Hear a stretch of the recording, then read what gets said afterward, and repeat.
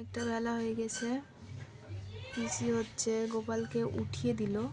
ঠাকুমা থাকলে আগে উঠিয়ে দেয়, কিন্তু আজকে পিসি অনেকটা কাজ করলো, তো ঠাকুমা তো নেই, ফারাক্কা গেছে, মানে ছোট পিসির বাড়ি গেছে, তাই আজকে পিসি সব করছে একা হাতে, তাই জন্য একটু লেট হয়ে যাচ্ছে।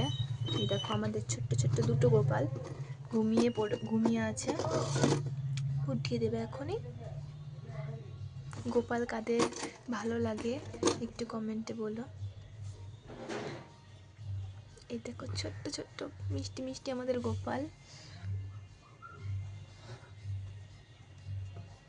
গোপাল আজকে অনেক মন ভরে ঘুমিয়েছে।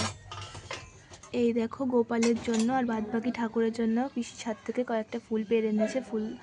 ফুলগুলো কত কিউট, মানে কতটা তাজা হয়ে আছে, মানে সকাল সকালই তুলে এনেছে তো।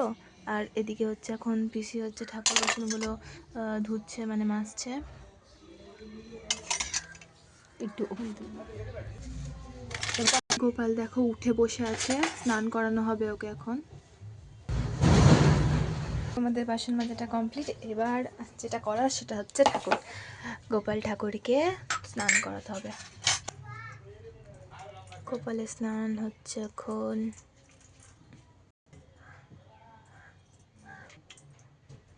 ছোট্ট গোপালটাকে দেখাই যাচ্ছে না।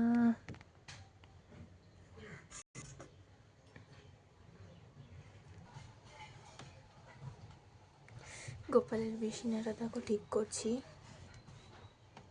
আমাদের বড় গোপালকে এবার জামা পরানো হবে।